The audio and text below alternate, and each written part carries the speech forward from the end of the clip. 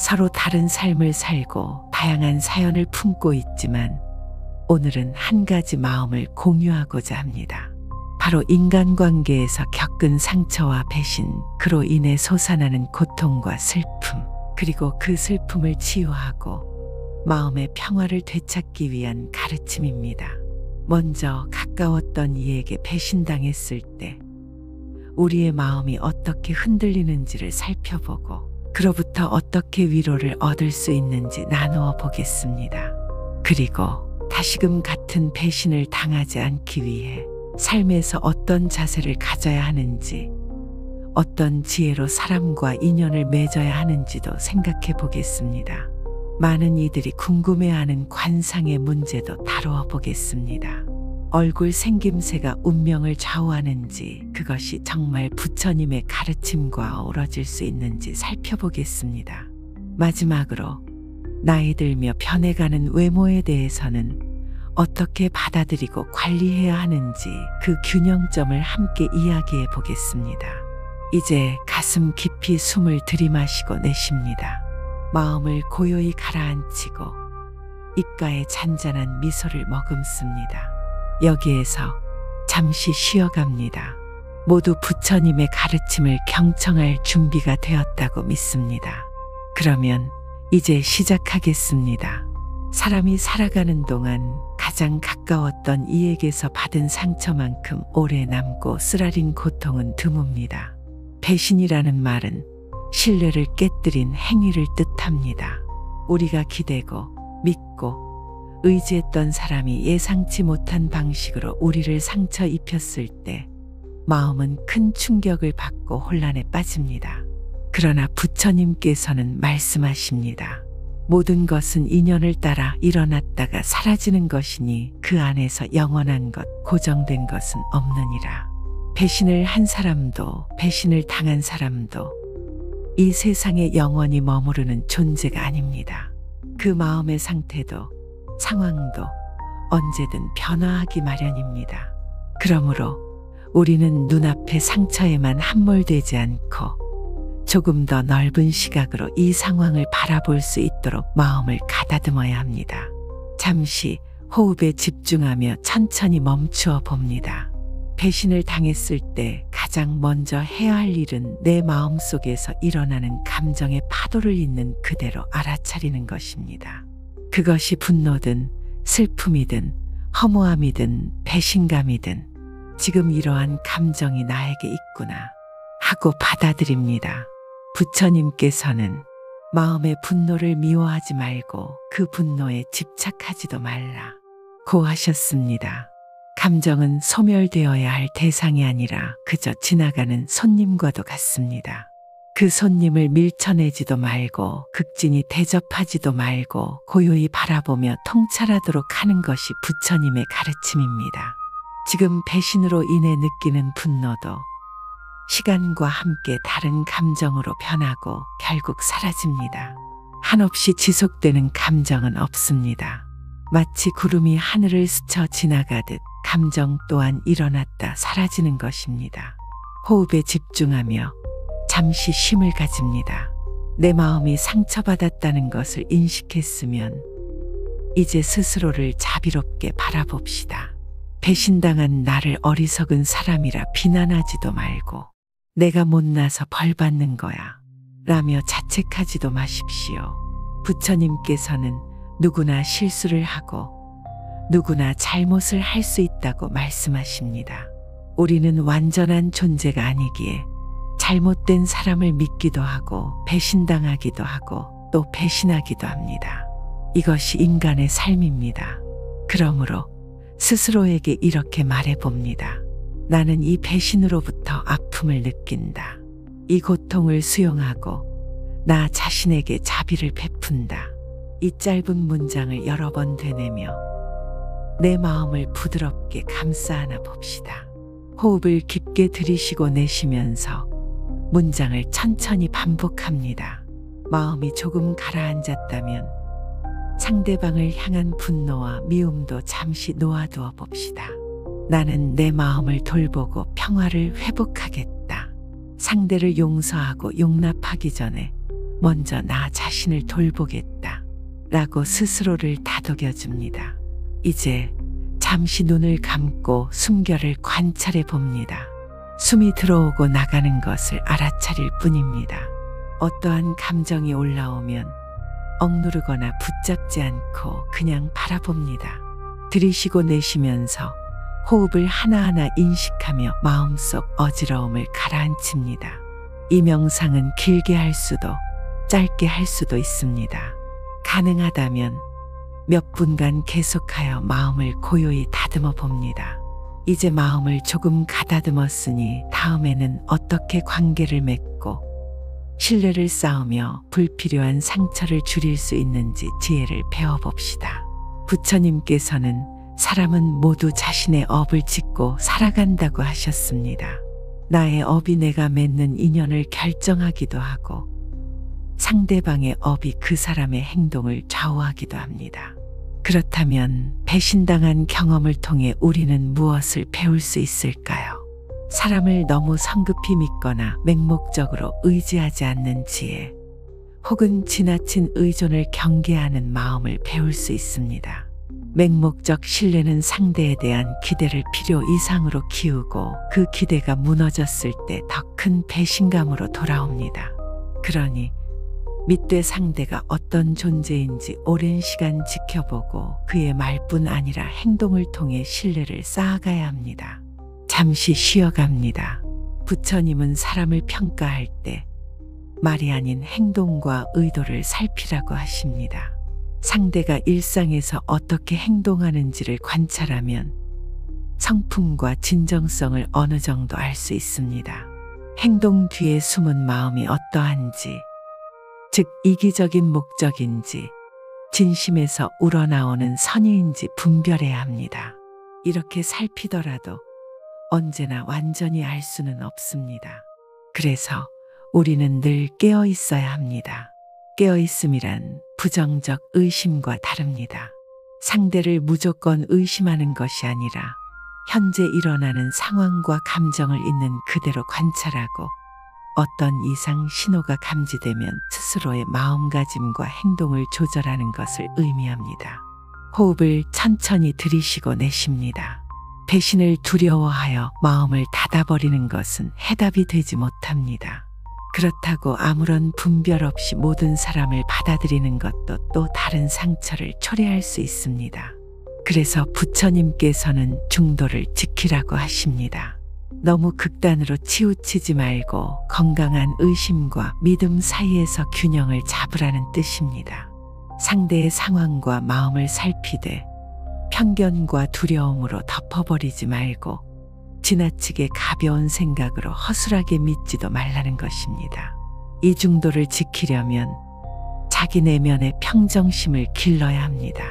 내가 불안하거나 두려움이 많으면 상대를 왜곡되게 보거나 과도하게 기대하게 됩니다.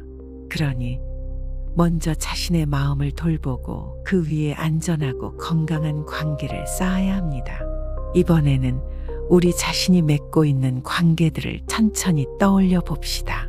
가족, 친구, 연인, 동료. 그 관계 속에서 내가 과도하게 의지하거나 혹은 지나치게 마음을 닫아버리는 관계는 없는지 돌아봅니다. 한 명씩 떠올려 보며 그 사람을 믿는 이유와 경계하는 이유를 생각해 봅니다. 그 관계를 더 나은 방향으로 이끌기 위해 어떤 태도가 필요한지 스스로에게 질문합니다. 이것이 명상을 통해 관계를 점검하고 통찰하는 과정입니다. 몇 분 정도 침묵하며 스스로 질문하고 관찰하는 시간을 가집니다. 이제 세 번째 주제로 넘어갑니다. 세상에는 그 사람은 관상이 좋다, 관상이 나쁘다 라는 말이 자주 오르내립니다.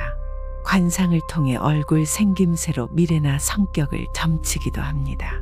부처님께서는 어떻게 말씀하실까요? 부처님 당시에도 사람들의 이목구비나 외형적 특징을 보고 과거, 현재, 미래를 점치는 이들이 있었습니다.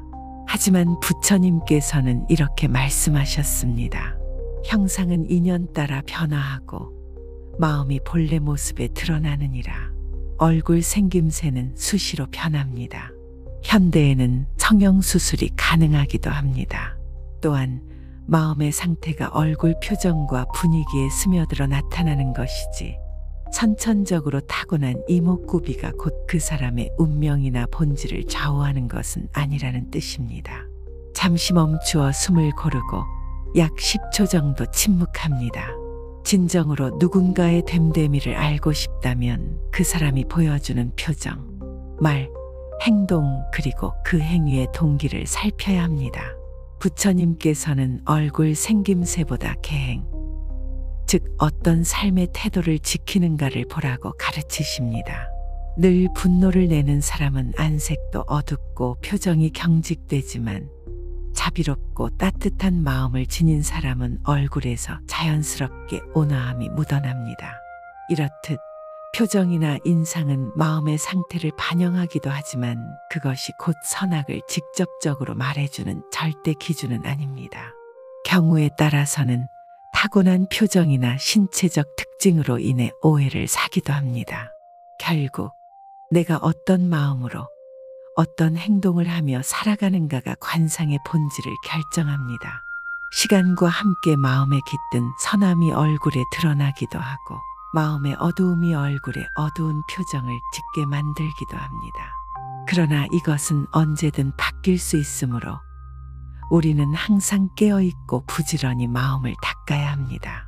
호흡하며 잠시 쉬어갑니다. 부처님께서는 우리의 외적인 모습보다 내적인 마음가짐과 바른 실천을 더 강조하십니다.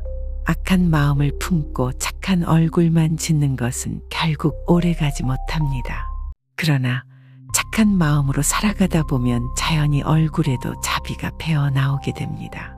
어느 순간 부드러운 표정을 짓게 되고 상대에게 따뜻함을 전하게 됩니다.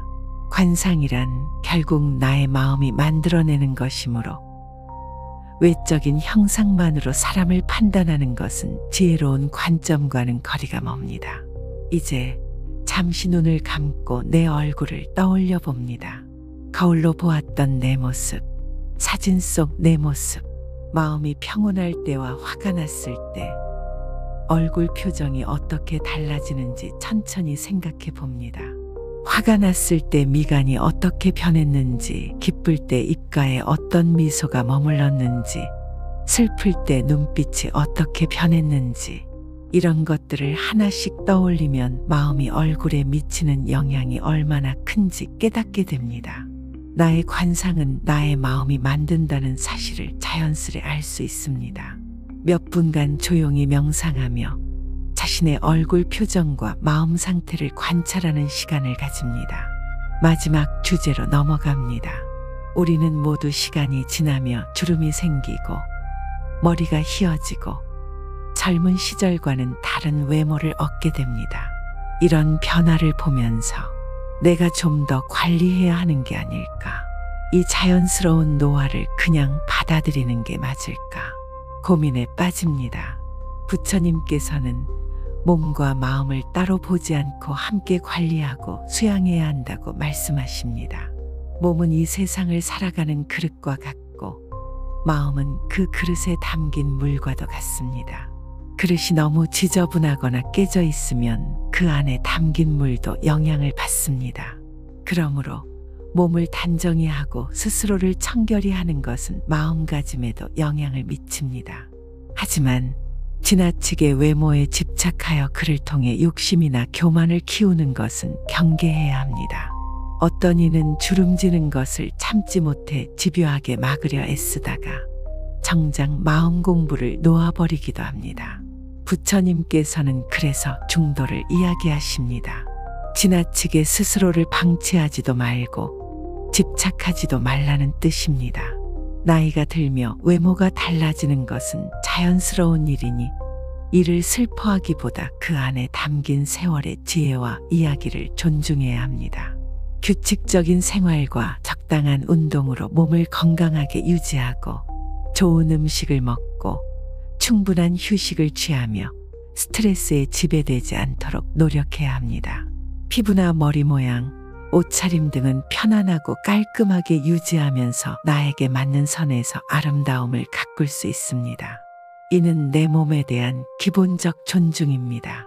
다만 이 관리가 지나쳐서 이 외모를 유지하지 않으면 나는 가치가 없는 존재라는 잘못된 집착으로 이어지지 않도록 주의해야 합니다. 우리는 모두 시간의 흐름 속에서 늙어갑니다. 태어남이 있다면 늙음이 있고 병듦이 있고 죽음이 있다는 것을 부처님은 있는 그대로 설하셨습니다. 그렇다고 해서 스스로를 아무렇게나 방치해서도 안 됩니다. 자주 몸을 깨끗이 하고 깔끔한 옷차림을 유지하며 기본적인 운동을 통해 내 몸을 귀히 여겨야 합니다. 이는 우리 몸이라는 도반에 대한 예의이며 나 자신에 대한 존중이기도 합니다. 나이가 들면서 달라지는 외모에 대해서는 내가 이만큼 살아왔구나. 그 시간이 내 얼굴과 몸에 새겨지고 있구나 하며 자연스럽게 받아들이십시오. 그 안에서 내 마음을 지키고 다듬는 것에 힘쓰십시오. 이것이 부처님이 권하시는 몸과 마음을 함께 돌보는 길입니다. 이제 자신을 존중하고 돌보는 태도로 잠시 명상해 봅시다. 눈을 감은 상태에서 머리부터 발끝까지 차근차근 의식을 내리며 관찰합니다. 머리카락은 어떠한지, 얼굴의 피부는 어떠한지, 목과 어깨 등 허리, 다리, 그리고 발끝까지 살펴봅니다. 그리고 내 몸에게 고맙다고 말해봅니다. 내가 이 몸을 잘 돌보겠습니다. 라고 다짐합니다. 그러면서 이렇게 말합니다. 나는 머리부터 발끝까지 나이 들어갑니다. 이 변화는 자연스럽습니다. 그러나 나는 내 몸을 귀히 여기고 마음을 정성스럽게 돌보며 균형 잡힌 삶을 살겠습니다. 몇 분간 천천히 이 메시지를 마음속에 되뇌며 호흡합니다. 이제 긴 시간 동안 함께 부처님의 가르침을 나누었습니다. 배신을 경험하고 그 상처에서 어떻게 위로를 얻을지, 그리고 다시 같은 일을 겪지 않기 위해 관계를 맺는 지혜는 무엇인지, 관상의 본질은 어떠한지, 나이 들며 외모를 어떻게 받아들이고 관리해야 하는지 살펴보았습니다. 여기서 가장 중요한 점은 결국 모든 것이 내 마음가짐에서 비롯된다는 것입니다. 배신의 상처도, 관계 맺기의 지혜도, 관상의 본질도, 외모 관리도 모두 내 마음의 상태와 깊이 맞닿아 있습니다. 이제 우리가 배운 바를 마음 깊이 새기며 회향해 봅시다. 회향이란 내가 닦은 공덕을 모든 중생에게 돌리는 것을 의미합니다. 오늘 가르침을 통해 얻은 통찰과 평안이 있다면 그것이 나 혼자에게만 머무는 것이 아니라 모든 이들과 나아가 모든 중생에게 전해지길 바라랍니다. 눈을 감고 가슴에 손을 얹고 잠시 침묵합니다. 마지막으로 자의 기도를 바칩니다. 이 자리에 함께한 모든 존재들, 그리고 이 음성을 듣는 모든 분들, 배신의 고통을 딛고 일어나 다시금 평안과 자비를 꽃피우게 하소서. 서로를 존중하고 마음을 다듬어 지혜롭게 관계 맺고 자신을 돌보게 하소서. 관상에 얽매이지 않고 진정한 사람의 선함을 보게 하시며 세월에 따라 변해가는 몸을 자연스럽게 받아들이면서도 온전히 소중히 다루게 하소서. 이 모든 자애와 공덕을 온 세상에 회양하옵니다. 이제 천천히 숨을 들이마시고 내쉬면서 입가에 미소를 머금습니다. 부처님께서 우리 마음속에 따스한 빛으로 함께 하신다는 느낌으로 포근한 온기를 느껴봅니다. 긴 시간 동안 함께한 낭독을 마무리할 때가 되었습니다. 부디 이 말씀이 듣는 이에게 위로가 되고 새로운 다짐과 결심의 씨앗이 되기를 기원합니다. 오늘 이 자리에 함께한 모든 중생이 배신의 상처로부터 자유로워지고 지혜로운 관계를 맺으며 부처님의 자비와 지혜 안에서 참된 안락을 누리기를 바라랍니다. 옴 살바모타라 나무 석가모니불. 이제 평온한 마음으로 마무리합니다.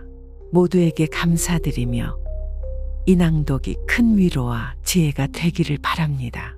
나무 석가모니불.